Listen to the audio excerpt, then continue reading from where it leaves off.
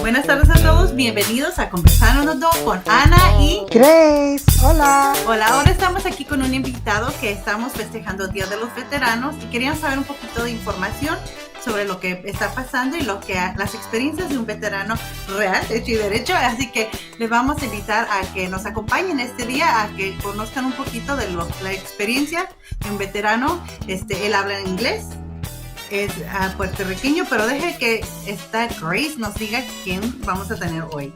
Grace, ¿cómo estás? Gracias, Ana. Qué bonita te ves. Mira, ahí las plantas, qué bonito tienes atrás. Yo nomás tengo las puertas de mi closet. Precioso closet. Así ya. Otro día voy a tener que abrir la puerta y enseñar lo que tengo todo escondido. Ay, no, bien conoces eso, ¿verdad que sí, Ángel? Sí.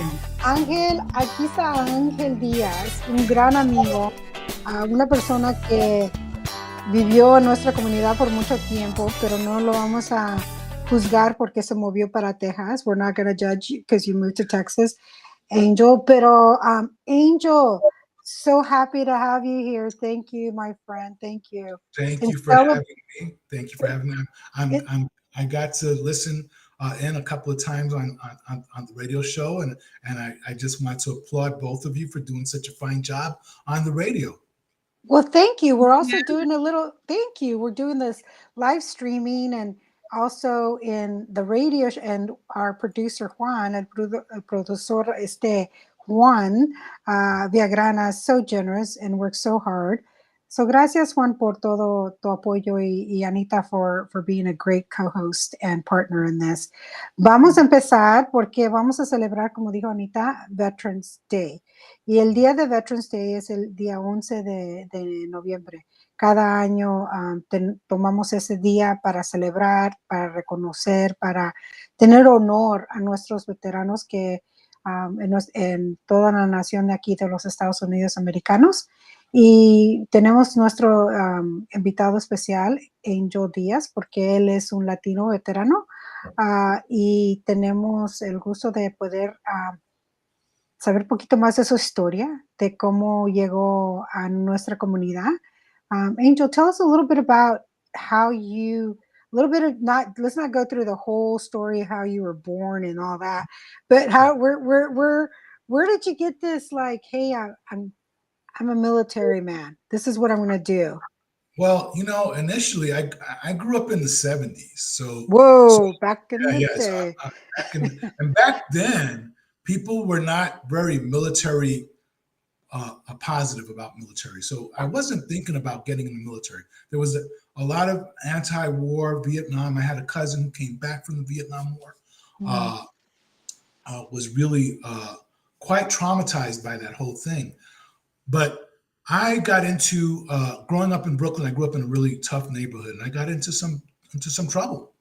And the judge said, "Hey, I would highly recommend that you go into service, or you could wind up in prison." And so the decision became very easy. I didn't have a lot of goals back then, but I did have the one goal of not going to prison. So that's how I decided to go in the military. So esa historia se escucha similar a otras personas que conozco que pretty recently has a higher office. So Anita, you want to chime in a couple of bit with... Para todos los que están escuchando que no hablan inglés perfectamente, pues miren, Ángel le preguntamos cómo es que llegó a la militar y dice no tenía pensamientos de entrar a la militar, eran los 70s, era un clima antiguerra, entonces, pero se metió en problemas y el juez le sugirió amablemente que o entrar a la militar o podría terminar en la cárcel. Así que de esa forma él dice que tenía una meta y eso era no estar en la cárcel, así que decidió irse a la militar. And so, Angel, I have a question for you. What did you encounter as unique challenges as a Latino in the military, and how did you handle them? Well, that's a good question, because I chose the Air Force, and the Air Force, especially in the area that I decided to go into, there were not a whole lot of Latinos. So you had lots of Latinos who were in the Army, lots of Latinos who were in the Marines. You even had quite a few in the Navy. There weren't a whole lot in the Air Force back then. And so so that was a challenge. Back then there was a program called Social Actions, and so Social Actions was designed to help people. What we call diversity training back then, that word didn't exist. Back then, what they called was social actions, like being socially appropriate with people who are different than you. And so there was a lot of things that went on where I encountered people who needed the training. And when that happened, I suggested to their commanding officer that, pretty quick, you should probably put this person in social actions. And I had already had a bit of a reputation initially because I went in there pretty young as someone who was a little bit of a hothead. And so I was fortunate. No, Angel, no. I know back then I was No really way. hot. But I was fortunate that I sought out and found Latinos who had kind of blazed the trail in the Air Force. So people like I encountered Sergeant Perez and Captain Ortiz, and so and even Major Goico. So I maneuvered my way to make sure that I was always talking to one of them, and they would give me consejos, right? Like, hey, maybe you shouldn't punch that guy in the nose. And other things. But Good advice. Good advice. They directed my energies towards what would be the best route for me to go to really perform well in the Air Force. And so that was really helpful. But it was a challenge because it was a time when there wasn't a lot of diversity, particularly in that branch of the service. And the reason I chose that branch was because that was the branch my godfather had been in. My godfather was in the Air Force, and my cousin, who came back from Vietnam, was airborne. And so my dad was Navy, and he wanted me like, if you're gonna go Navy. And I was like so rebellious back then. I'm like, anything but the Navy. So I'm gonna go not to my number one father, but my number two father, my godfather. I'm gonna go ahead and go that route. So el padrino tuvo más influencia que tu propio papá, pero tu papá también fue militar del Navy, como dijiste, y eso es algo de like generational, de una generación a la siguiente generación. So es algo que aprendiste en tu propia familia, that that was part of the family. But those challenges are great how you described them. Anita, I don't know if we can summarize that, pero it's quite a story. Sí, estaba hablando Ángel de que en la militar le pregunté que cuáles algunos de las áreas donde hubo dificultad, y dice que en la parte social no había diversidad, no se había ni siquiera la palabra, ¿no? Entonces eran acciones sociales que hacían, y entonces cuando había unos problemas le recomendaba a alguien que nos inscribiera a esos oficiales, porque era mejor que darle un golpazo o algo que pasara así, y empezó a enfocar su energía en ese tipo de resoluciones. Entonces así es como pudo maniobrar esa situación. También no había tantas, él estaba en la Fuerza Aérea, donde no había tantos latinos en el momento. Había otras áreas donde había un poquito más, pero él decidió de esta parte porque su padrino había estado en la militar, en la Fuerza Aérea también. Entonces, un poquito lo que él experimentó dentro de la Fuerza Aérea. Angel, do you feel that the Latino contributions to the military are acknowledged and represented enough in society? I don't think so, which is interesting, right? Because we have a really proud and really enviable record in the military, as far back even as the Civil War. A lot of people don't know that many Latinos fought on the side of the Union in the Civil War. And so, you have to go to, like, there's an Army historical website that the U.S. Service has that shows all of the contributions of Latinos, and there's so many. And my cousin was one of 80,000 Latinos who participated in the Vietnam War. We had 20,000 people who were part of Operation Desert Storm. And in World War II, which my dad was a part of, we had more than 400,000 Latinos that were involved in that. And we have, if you look at the Department of Defense's website, there are 40 Medal of Honor winners who are Latino, and many also who got the Purple Heart. So we have an enviable record. It's just one of the things is we've been taught not to brag. Mm-hmm. We've been Yeah. taught not Yep. to speak up and say me, me, Exactly. me. We've never been that way, and so we don't put that out there, because the minute that any of us do, right, someone from our own culture is going to go, "Oh, you think you're better than everybody?" I know. Qué So presumido, right? that's Oh, right, right. Dios mío. Yeah. That's right. So you're Mm-hmm. taught very early on not to do that. And I don't think that our culture is really aware of all of the contributions that Latino service members have made throughout our history as a nation. Well said, Angel. Anita's going to chime in before I ask you a follow-up on that. Okay. Bueno, le pregunté a Ángel que si él pensaba que las contribuciones de latinos, soldados latinos o militar latino ha sido representado justamente en nuestra sociedad, y me ha dicho que no, que realmente tenemos algo de que estar orgulloso, un récord envidiable, datando hasta la guerra civil, donde muchos mexicanos pelearon la guerra al lado de la Unión. Entonces nos dejó saber que hay si gustan buscar los datos en el Departamento de Justicia, hay la información y datos de todas las contribuciones que nuestra gente ha hecho a la militar, ¿no? Estaba hablando de guerras donde Vietnam, que hubiera 80,000 personas de descendencia latina ahí. También que ha habido más de 40 personas que han ganado las medallas de honor, algunos, las Purple Heart, que es el corazón morado, que es uno de los premios más codiciados, pero que nosotros como latinos también no nos han enseñado a ser presumidos o y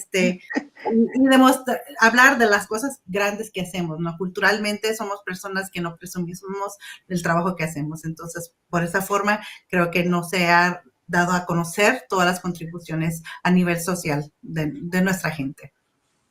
Oh, I love it. Ana, you're so good. She is. She's wonderful. She's wonderful at this. No, you're wonderful. And, Ángel, eso es lo que, por esa razón, Ana y yo pensamos, ¿quién podemos tener que nos dé poco de esa historia y su experiencia? Y luego, el nombre de Ángel llegó a invitarte. Y la razón de invitarte también es de platicar tantito de aquí de Yuba Sutter, porque llegaste a Yuba Sutter y yo pensaba que eras de los Bronx, pero es de Brooklyn. Uy, ya. Y puertorriqueño, y llegaste todo llegabas cuando te conocí aquí, llegabas con unos trajes muy elegantes y con una, like a fashion stylista, trending ahead of whatever Yuba Sutter had and has. Y en eso llegaste, pero también luego, as a retired Air Force, I don't recall your rank, maybe like to know the rank. Y luego you just got into the community, empezaste a trabajar con la comunidad. So, ¿cómo te preparó todo el trabajo de tu servicio militar y de Brooklyn, llegando a Yuba Sutter? What was your inspiration? ¿Por qué era tan importante para ti para ayudar a nuestra comunidad? Well, when I arrived at Beale Air Force Base, I saw right away that there was a big connection between that base and the community.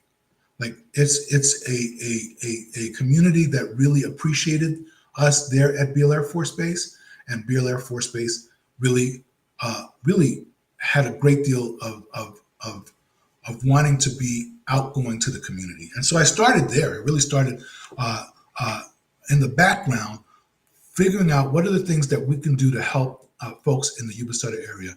And when I decided to retire there, it was really because of my kids, right? I did not want to take them back to Brooklyn because guess what? I got into a lot of trouble there.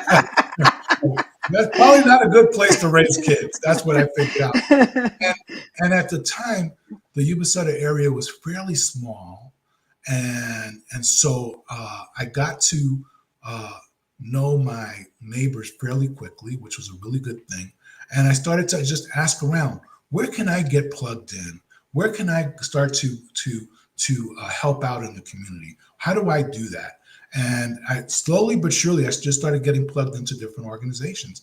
I got involved with the Alliance for Hispanic Advancement. I got involved with the local chapter United Way. I got involved with the Chamber of Commerce. I got involved with various organizations that help serve the community. And so I thought, if my kids are going to live here, then I need to make sure that I'm the one that helps plant the seeds that are going to help them later on in life as they grow and as they get to be older and they get to have their own kids and so forth and for other families, right? Because it's all about, when you live in the community, you're either going to be part of the community or you're going to be an observer of the community. And so I wanted to be a participant and not an observer. That is so beautiful. I wanted to just quickly, because we're going to be wrapping it up here. Anna's going to probably ask another question because I can see her. I just see that in her. That when you decided to, and that's a beautiful reason, there's a lot of retired Field Air Force Base community in our area that are veterans. That's right. You had mentors, tú tuviste guías que te ayudaron durante tu tiempo en el Air Force Base y has sido guía con otras personas en tu forma. Me has ayudado a mí immensely, a great friend and a great mentor. What advice would you give your younger self as a Latino who is in our community at this time, 2024, like your grandkids, and you got some really cute grandsons and granddaughters? Your family's cute. I'm just saying it's getting better and cuter as it goes along. Mm-hmm. So what advice, if someone wanted to get into the military now as a Latino, would you give them? I would say have a goal before you go in. Like, what do you want to do after? I mean, even if you want to do the full time and retire, what do you want to do after that? And so with that in mind, you get to be able to really start to figure out, what can I do within that branch of service that's going to translate later on into the things that I want to do? If you want to be a airline mechanic, all right, well then work on planes in the Air Force. Or in the Army, they have planes as well. So does the Navy. So you can go to any of those branches and do those things. So figure out what it is that you want to do. Maybe you don't know what you want to do. So then you go, okay, well, maybe I want to go to school afterwards and then figure that out. Maybe I just start out. Okay, well then invest in the GI Bill when you're in there. Find out from your recruiter what's available to you for that. When you get out, you can have that education. But you want to start out with a goal, because I think just wanting to strap on a weapon and go out and go, be a hero, that's not what you want to, how you want to think about it. You may indeed be chosen to do that, because that's part of the job of being in the military. You may have to go into a place that's hostile, and you'll have to learn how to survive in that. But that's not your goal. You're there to serve your nation in whatever capacity, but you should have a goal going in, and then start to find people who are mentors, people that can guide you through there. Because I would not have done very well at all had I not found Sergeant Perez, had I not found Captain Ortiz, and had I not found Major Goico.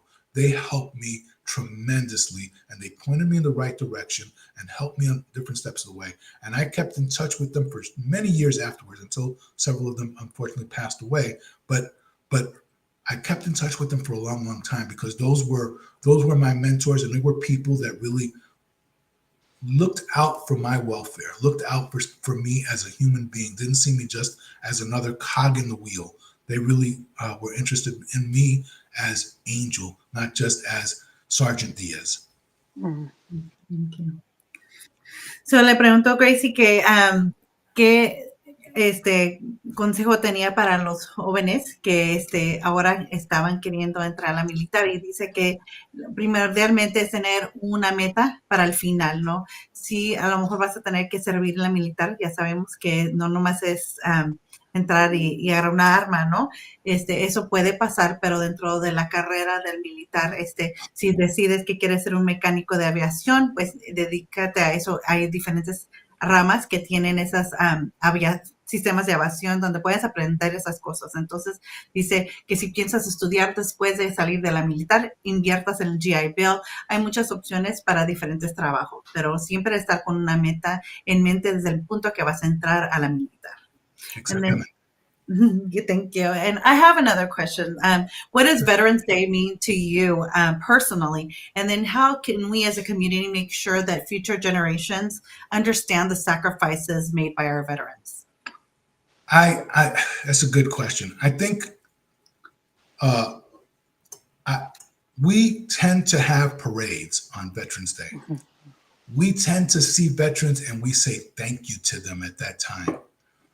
But we need to be aware that we have, like, every minute, two service people, former service people take their lives. That's a lot of people. And that's because we're not caring for them properly. Parades are great. Saying thank you on that day is great. Getting a free meal somewhere is great. But we need to protect our veterans and make sure that they get the benefits that they're supposed to have. Too often, politicians start to play with budgets, and that's one of the areas they look at. They give lip service to saying, I think, we need a powerful military. Well, we have a volunteer military. And if we start taking away those things, less people are going to want to volunteer, because it's not an easy job. It's a hard job, and especially if you don't know, you may be taken away from your family, placed in a foreign soil, and you may have to go ahead and actually pick up your weapon and protect yourself and the service people around you. So that's what I would say. I would say, as a community, we need to make sure when we're looking at, there's a whole host of policies that people vote on, that congressmen vote on, that senators vote on. Get to know your senators and congressmen and let them know, not just on Veterans Day, but every day, that our veterans need to be looked after. And we have too many homeless veterans as well. And we need to get them out of the streets and have them over, because they're not going to come to you. We have to go after them because they're too proud. That's what they learned. They've done things and seen things none of us have seen. They're not going to come for a handout. You got to come and give them a hand up. And that's what I would say for people in the communities, to really not just set aside the one day for the parade and for the free meal and for the thank yous, but to really set apart and look at policies that are geared to help veterans post their life in the service, so that they can take care of their families and so that they can get proper health care and so that they can keep a roof over their heads. Thank you. Sí, le pregunté a Ángel qué es lo que significaba el Día de los Veteranos para él, y también que cómo nuestras comunidades podríamos honrar todo su servicio y el sacrificio que ellos hacen, ¿no? Y me dice que normalmente cuando piensa el Día de los Veteranos hablamos de una comida gratis o un desfile o el decirle gracias a nuestros veteranos, ¿no? En ese día especial, pero creo que dice que cree que se tendría mayor impacto si tuviéramos conocimiento de nuestras pólizas, conociéramos a nuestros senadores y representantes y pidiéramos que realmente apoyen a nuestros veteranos todos los días, para que tengan casa, para que tengan cuidados médicos, para que tengan todo lo que necesitan. Y dicen que por lo que les enseñan en la militar, un militar nunca va a ir y va a pedir algo porque tienen mucho orgullo. Entonces, es importante que nosotros o las comunidades vayan hacia ellos y que no les den como algo que les queda, sino que les ayuden a salir adelante, que si no tienen hogar, que les ayuden a tener hogar. También dice que 2 militares cada minuto fallecen, y eso es parte de que no hay los servicios necesarios para estos militares, dado a que cada vez que fluctúan las cofres de dinero en nuestro budget, no sé, entonces juegan como con qué se les va a dar de dinero a los veteranos, y eso no es justo porque ellos tienen el necesario, y siendo así, vamos a tener menos y menos personas que donen de su tiempo y de su sacrificio para esto. Entonces, esto es lo que nos contestó Ángel Díaz, así que vamos. Gracie, do you have...